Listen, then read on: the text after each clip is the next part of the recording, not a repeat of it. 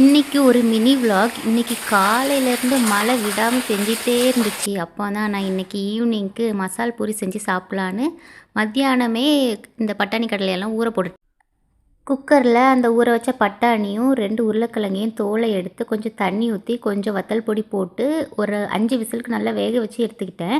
அது வெந்துட்டு ஓரமாக இருக்கும்போதே நான் ஒரு மிக்சர் ஜாரில் ஒரு பெரிய பல்லாரியும் 2 தக்காளி 2 மிளகாய் கொஞ்சோல இஞ்சி பூண்டு பேஸ்ட்டு, அப்புறமா கொத்தமல்லி, புதினா இதெல்லாம் போட்டு நல்லா பட்டா அரைச்சி எடுத்து வச்சுக்கிட்டேன்.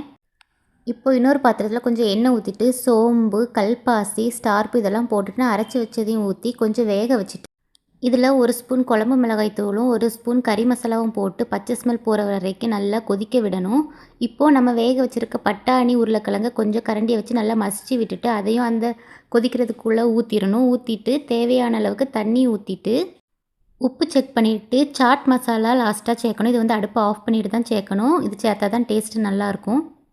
கடையில் ரெடிமேடாக அப்பளம் மாதிரி பானிபூரி கிடைக்கும். அதை வாங்கி தான் நான் இன்றைக்கி பொரித்து வச்சுருந்தேன். அதை பொரிச்சிட்டு ஒரு பிளேட்டில் போட்டு இந்த மாதிரி நல்லா நொறுக்கி வச்சுட்டு நம்ம இந்த ஆனியன், தக்காளி, இந்த மல்லி எல்லாம் இதெல்லாம் போட்டு நம்ம மேலே டெக்கரேட் பண்ணிவிட்டு நம்ம ரெடி பண்ணி வச்சுருக்கிற இந்த குழம்பையும் ஊற்றி நம்ம சாப்பிட்டோன்னா அப்படியே ரோட்டு கடையில் கிடைக்க மாதிரியே தான் இருக்கும். நீங்களும் ட்ரை பண்ணி பாருங்கள். இந்த வீடியோவை சேவ் பண்ணிவிட்டு என்னையும் ஃபாலோ பண்ணிக்கோங்க. பாய்.